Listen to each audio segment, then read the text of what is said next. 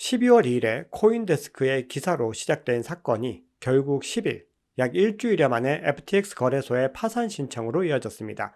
앞으로 시장에서는요, 굉장히 큰 변화들이 일어나게 될 텐데요. 과연 어떤 일들이 일어나게 될지, 그리고 우리는 이 상황에 어떻게 대비해야 하는지 한번 알아보도록 하겠습니다. 내용이 도움이 되시면 구독, 좋아요, 알림 설정 부탁드리겠습니다. 자, 앞으로 이 시장은요, 세 가지 정도의 큰 변화를 겪게 될 걸로 보입니다. 자, 첫 번째는 이 중앙화 거래소 자체에 대한 불신이 너무 높아졌다는 거예요. 그래서 이 FTX처럼 이 가치가 좀 부풀려진 거래소들이 연쇄적으로 무너질 가능성이 있습니다. 최근에 크립토닷컴 기사들이 나오고 있잖아요.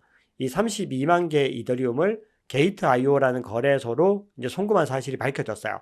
이게 왜 문제가 되냐면 이 창펑자오가 거래소 스스로 준비금을 증명을 해서 이 투자자들에게 신뢰감을 주자라고 주장을 했어요. 그래서 거래소들이 좋다, 한번 해보자 하고 동참을 했는데, 이게 그 상황에서 이더리움이 이렇게 대량으로 이동했다는 건 뭘까요? 네, 준비금을 돌려막기를 하고 있다는 정황인 거죠. 즉 스냅샷을 찍고 나서 다른 거래소로 보내고 이런 짬짬이가 일어나고 있다라는 거거든요. 그러다 보니까 이 크립토닷컴과 이 게이트.io 이런 거래소들이 위험하다는 목소리가 나오고 있고, 이 외에도 후옵이라든지 쿠코인 같이 최상위권에 있는 그런 글로벌 거래소들도 위험하다라는 얘기가 이제 계속 나오고 있는 상황이죠. 자, 아무래도 이렇게 두려움이 극에 달해 있다 보니까 글로벌 1위 바이낸스도 어쩌면은 문제가 있을 수 있다, 이런 의심이 생길 수 있겠죠.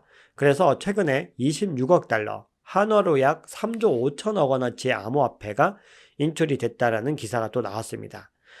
테라루나 사태 이후에 3AC, 보이저 디지털, 셀시우스 이렇게 연쇄적인 파산이 있었죠. 그러다 보니까 이 추가적인 거래소 파산에 대비를 해야 된다라는 목소리가 굉장히 커지고 있는 그런 상황입니다. 결국 이런 문제들은 시장 전체에 대한 불신으로 범위가 넓혀지겠죠. 그렇게 되면 투자 심리가 크게 위축이 될 테고요. 당분간 이 시장의 유동성도 급격하게 줄어드는 것을 피하기가 어려워졌습니다. 자, 두 번째 문제는요, 이 개인 투자자들의 불신을 넘어서 기관 투자자들의 시장 참여도 크게 줄어들 가능성이 있다는 거예요. 이 샘 뱅크먼 프리드가요, 미국 정계 로비를 많이 하는 걸로 굉장히 유명해졌거든요.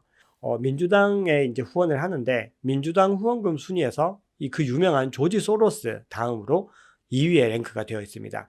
그만큼 이 시장에서 영향력이 굉장히 크고 이 정계에 굉장히 많은 커넥션들을 가지고 있기 때문에 이 각종 가상자산에 대한 규제 이슈에 대해서도 입김이 가장 셌던 사람이에요. 그래서 이 샘 뱅크먼 프리드의 영향으로 이 기관 투자자들이 사실은 좀 시장에 많이 진입할 수 있는 나름의 계기들이 되긴 했죠. 근데 이번 사태로 인해서 굉장히 많은 기관 투자자들도 피해를 입었습니다. 가령 캐나다의 온타리오 교사연금, 싱가포르 국부펀드, 소프트뱅크의 비전펀드, 그리고 이 제네시스 트레이딩, 이 디지털 커런시 그룹 자회사거든요. 이런 기관들이 피해를 입게 되면서 기관 투자자들의 심리에도 굉장히 많은 위축을 가지고 올 수 있다. 이런 이야기들이 나오고 있죠. 세 번째로 가장 중요한 건 규제 이슈겠죠. 미 금융당국에서 이제는 이 암호화폐가 위험자산이라는 인식이 더욱 강해졌어요. 그래서 투자자 보호를 위해서 규제를 더욱더 활발하게 도입할 가능성이 높아졌다, 이렇게 해석할 수가 있습니다. 현재 미국에서는 규제에 대한 큰 그림이 아직까지 완성이 되지 못했어요. 왜냐하면 이 가상자산을 관리할 이 규제 주체가 누구인지가 아직 확정이 되지 못했거든요. 이게 SEC, 미국 증권거래위원회, 그리고 CFTC, 미국 상품선물거래위원회, 이 두 개의 기관이 서로 힘겨루기를 하고 있었어요. 근데 이게 이제 굉장히 빠르게 정해지고 뭔가 이제 급물살을 탈 가능성이 높아졌죠. 업계에서는 이 CFTC를 더 지지하고 있어요. 왜냐하면 SEC가 리플에 대한 소송을 걸었죠. 그 이유가 이 리플이 증권이라는 이유였거든요. 근데 이 SEC는 암호화폐 대부분을 지금 증권이라고 몰아가고 있는 분위기예요. 그래서 이렇게 된 이유는 투자자 보호에 더 집중을 하기 때문이거든요. 반면에 이 CFTC는 투자자 보호와 플러스로 이 산업의 혁신과 성장을 함께 고려를 하고 있어요. 그러니까 시장에 더 친화적이라고 할 수 있겠죠. 사실 이 상황이 촉발된 이유 중에서도 이 CFTC가 관련이 되어 있어요. 지난 8월쯤에 이 디지털 상품 소비자 보호법, DCCPA라는 법안이 상원에서 이제 발의가 됐는데, 이게 어떤 법안이냐면 암호화폐를 디지털 상품으로 간주하고 암호화폐를 거래하는 이 모든 플랫폼은 디지털 상품 거래 시설로 간주해서 CFTC가 감독하자, 뭐 이런 취지였습니다. 근데 이 법안에 탈중앙화 금융 디파이와 탈중앙화 거래소를 위축시키는 조항들이 들어있었어요. 그러니까 이 법안은요, 중앙화 거래소인 이 시파이가 성장하는데 훨씬 더 유용한 법안이 된 거죠. 근데 이걸 적극적으로 지지한 사람이 누구냐? 바로 이 샘 뱅크먼 프리드였거든요. 그래서 이 업계에서는 굉장히 미운 털이 많이 박혔죠.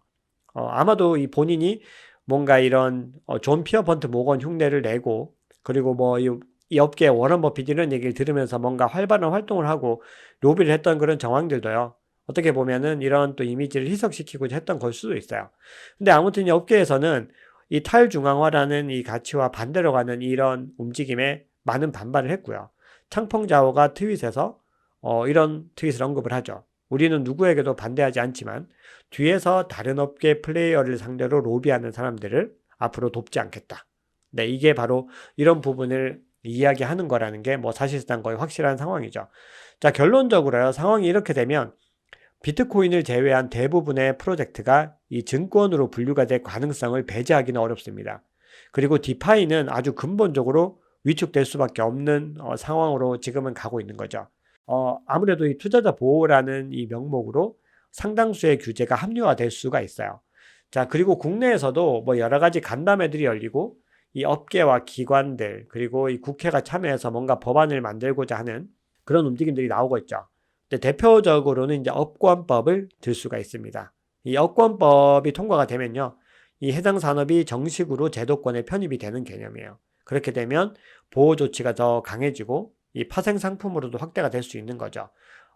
어쨌든 이 업계에서 근본적인 성장을 하기 위해서는 반드시 필요한 법안이다라는 데는 많은 분들이 이제 동의를 하고 있는 상황이에요. 그래서 우리가 이런 규제 이슈에 대해서는 계속해서 지켜봐야 되고요. 저도 새로운 소식이 나오면 바로바로 빨리 여러분들께 전해드리도록 하겠습니다. 자, 그래서 결론을 말씀드리면 현 시점에서는 어디에 가장 집중을 해야 되냐 하면 이 시장의 대장이죠. 비트코인에 집중을 할 수밖에 없어요. 개별적인 코인 뭐가 좋아요는 의미가 없는 시기죠. 그래서 비트코인에 집중을 하는데 이 비트코인 가격이 좀 싸졌다고 무조건 투자를 하시지 말고요. 좀 의심이 되시는 분들은 관망을 좀 해보시는 것도 투자의 일환이라고 생각을 합니다. 지금 투자 심리가 단기간에 개선될 기미가 없고, 그리고 연쇄 도산이 이제 만약에 일어나게 되면 비트코인 가격이 추가적으로 하락할 수 있겠죠. 거기다가 최근에 이 채굴자들이 이 거래소로 비트코인을 이동시킨 정황들이 이 온체인 데이터를 통해서 이제 나오고 있는 상황이거든요. 그렇게 되면 이 가격이 더욱더 하락할 가능성을 배제할 수가 없습니다. 그래서 지금은 이 비트코인이 저평가 구간이라는 것은 분명하지만 어쨌든 추가적인 충분한 하락이 기대가 되기 때문에 본인의 어떤 투자 철학에 따라서 투자의 방향성을 잡으셔야 됩니다. 자, 오늘 준비한 이야기는 여기까지입니다. 앞으로도 유익한 소식들 많이 전해드리겠습니다. 감사합니다. 박 작가였습니다.